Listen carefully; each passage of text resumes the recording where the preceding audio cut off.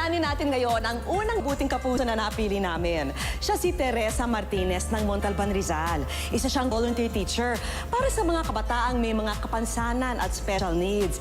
At makakapartner niya ang artista pair na sina Alger Abrenica at Bianca King.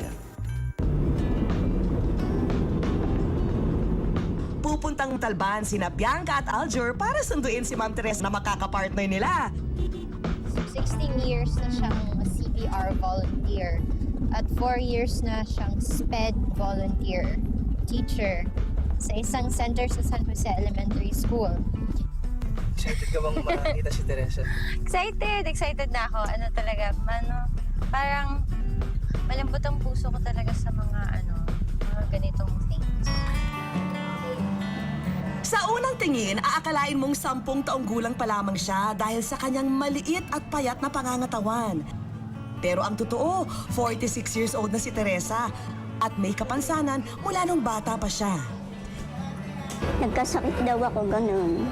Napansin nila, meron na akong sugat sa spinal cord. Tapos yung mga paa ko, umurong na yung mga ugat. Hanggang sa hindi na ako nakalakad ng diretsyo. CP spastic ang diagnosis sa karamdaman ni Teresa, kung saan involuntary ang paninigas ng kanyang mga binti.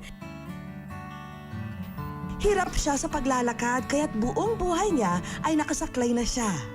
Wala na akong magagawa kahit umiyak ako, kahit anong gawin ko. Tanggapin na lang. Pero kahit may kapansanan, hindi napigilan si Teresa na ialay ang kanyang sarili sa mga mas kapuspalad pa sa kanya. Volunteer speech therapist si Ma'am Teresa at masyaga niyang tinuturuan ang mga batang may autism at Down syndrome. Kasi kala ko kasi ako lang yung may kapansanan sa buong mundo. Kaya minsan naawa ako sa sarili ko. Sabi ko, ako lang ba may kapansanan sa mundo? Pero nung nakita ko yung mga bata sa SPED, hindi lang pala akong may kapansanan. Yung pala marami din pala kami. Sa tingin ko, kung bibigyan ng pagkakataon ng GMA, siya ay magandang magbigay ng inspirasyon. Halimbawa sa mga taong siguro yung nasa kondisyon niya at maski yung mga taong walang kapansanan. Nag-iisa lamang sa buhay si Ma'am Teresa. Dito sa silid na halos isang dipa lang siya umuuwi. Kaya naman ganun na lamang ang pag-aalala sa kanya ng tapat na kaibigan. Ang gusto kong ibigay kay Tessa, kung ako ay magkakaroon lang ng pagkakataon, siguro ay yung isang maayos na tahanan. Darating na kaya ang Paskong pinapangarap niya? Ano naman kaya ang nangyari nang sorpresahay ni na Alger at Bianca si Ali Teresa sa bahay niya? Di nagtagal, narating din ng dalawa ang bayan ng Rodriguez sa Montalban. Samantala, matyagang naghihintay si Ma'am Teresa sa labas ng kanyang bahay para sa crew ng GMA. Ang hindi niya alam, siya na pala ang napiling kapuso na tatanggap ng isang bogang pamasko.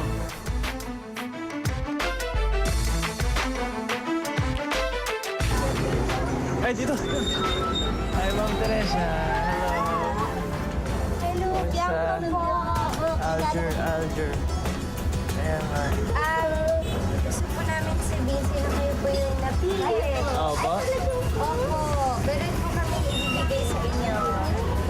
First impression ko yung na-meet ko si Ate Tessa, parang nakaka-inspire talaga siya kasi nakangiti palagi yung mukha niya, parang napaka-aliwalas ng itsura niya despite yung condition niya.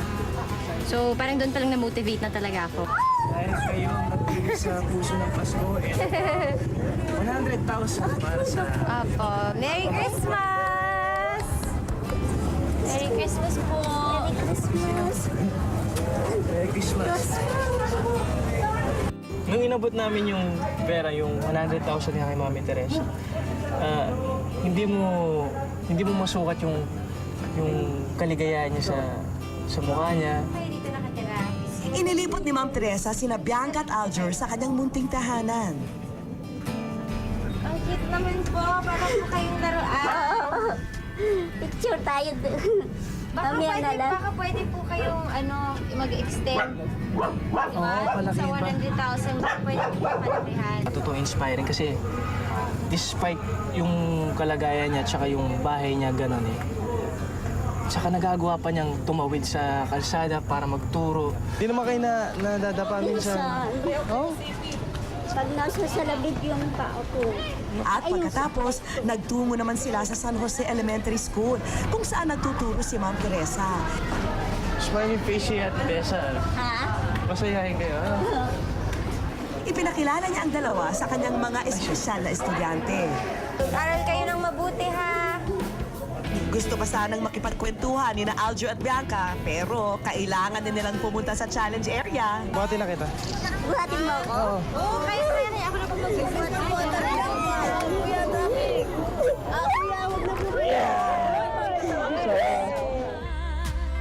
Ating ipagdiwang ang dakilang puso ng ating kababayan. Mortesa, MM French mula sa puso ng Pasko, isang nahandog ng GMA, isang Salamat. t-shirt. Ayan. Thank you. Bagay na bagay sa inyo yan. Oh, shoot na.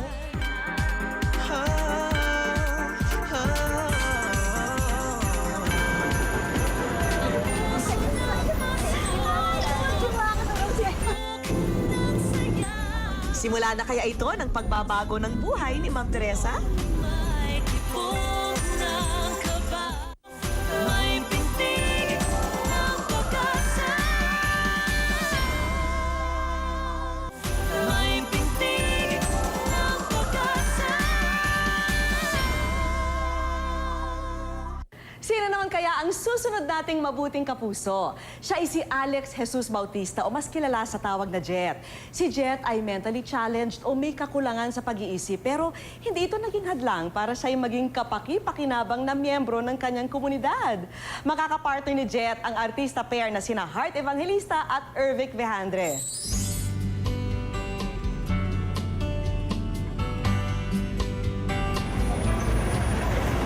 Kung pasikatan lang sa barangay ang pag-uusapan, aba, tila isang celebrity na si Jet Bautista sa kanilang barangay.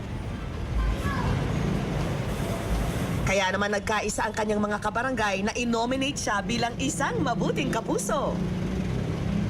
Malaking pakinabang bata na yan kay paglabasa ng sa eskwelahan yung mga bata, tinatawid niya sa tawiran. Tapos kung anong problema rito may patay, andyan yan siya. Nagtatraffic kahit walang sahod. Lagi raw maasahan si Jet at marami rin ang natutuwa sa kanya dahil simple lang ang mga bagay na nakapagpapasaya sa kanya. Mabait po talaga yan. Hindi lang po sa barangay po siya tumutulong. Meron din po yun dito pagawa ng mga ilaw. Tumutulong siya doon kahit na walang kapalit na ano. Pag Pasko yan, masyahan siyang bigyan siya ng t-shirt, mga ganun. Hindi naman kaila sa kanyang mga kabarangay na may kakulangan sa pag-iisip si Jet. Pero wala raw itong kaso, lalo pat alam nilang buong-buo ang puso ni Jet sa pagtulong. Sige to, sa totoo lang, mabait to yan. Kahit sinasaktan na siya ng kapwa niya bata, sige pa rin siya. Pero sa totoo lang, kulang ko sa isip talaga yan. Ang premature yun, pinanganak ko ng talagang hindi normal. Papapasalamat ako sa kanila. Pag meron na nagbibigay ng mga lahat ng mga sa kakanan namin, mga kilala ko, papapasalamat ako niyan. Pag meron kayo kailangan sa akin, sa akin yung lalapitan na. Yan si Jet. Kulang man sa pag-iisip, sobra-sobra naman sa puso na laging handang ibahagi sa lahat. Masaya lang po eh. Tumutulong ako sa kanila. Lahat ng kilala ko sa barangay, masaya ako. Ang misyon ni na Heart at Ervic, suklian ang kabutihang loob ni Jet sa kanyang kabarangay. Walang kamalay-malay si Jet na hindi basta-basta ang makukuha niyang sukli. Hello! Nabigla nga rin ako dyan. Hindi ko rin nakalain na sila ang darating. Merry Christmas! So, meron kami ibibigay sa inyo. Merry Christmas po. Ay, naku, napakasaya. Talagang ano din kami.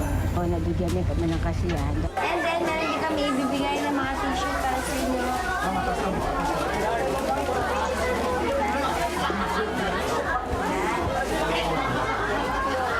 Sila pa mismo ang nagsuot sa amin. Ayan.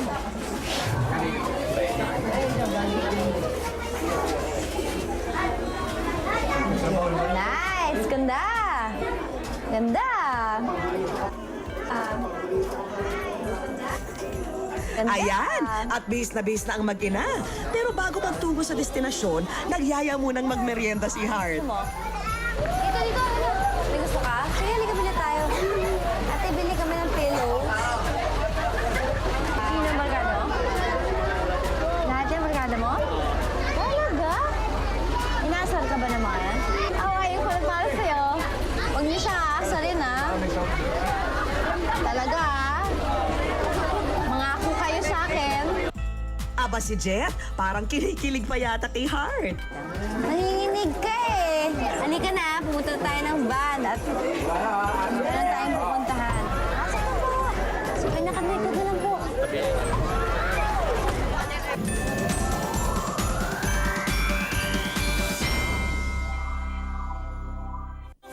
May pintig ng pag-asa.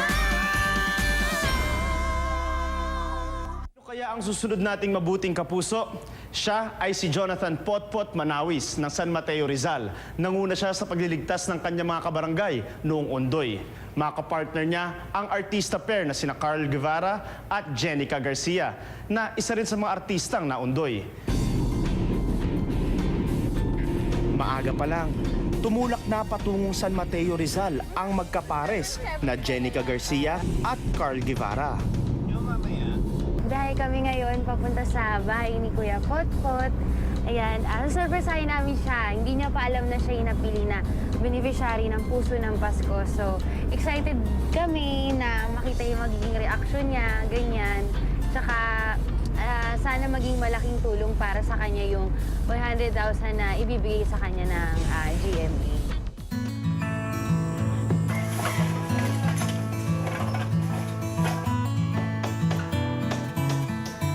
Sa unang tingin, tila karaniwang mangangalakal lang si Potpot. Araw-araw, abala siya sa pumumulot ng basura. Pero, ang kabutihang loob ni Potpot, hindi pangkaraniwan. Kaya naman, ang dating namamasura, isa na ngayong bida.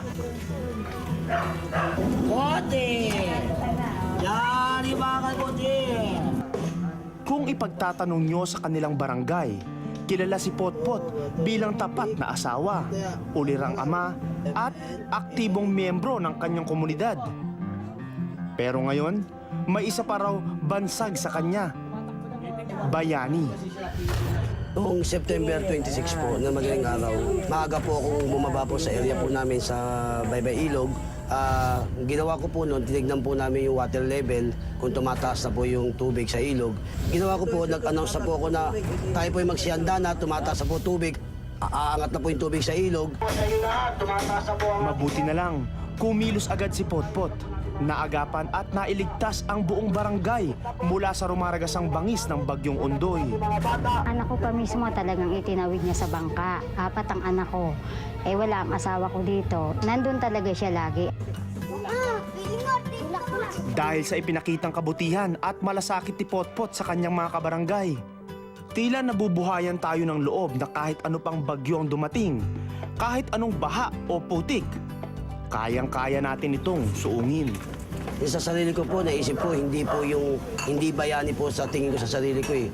Ang sa akin po, ang inisip ko rito, yung kaligtasan ng mga tao na natuto po sila maging maagap sa kahandaan po ng kalamidad.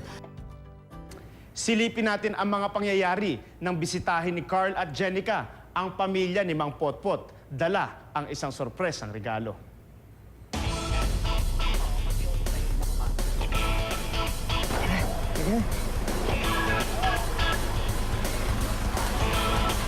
Dito na tayo sa barangay nila Kuya Potpot. Sasabihin na namin sa kanya na siya yung napiling beneficiary ng Puso ng Pasko. Susurpresahin natin sila. Ayan, lapit na tayo.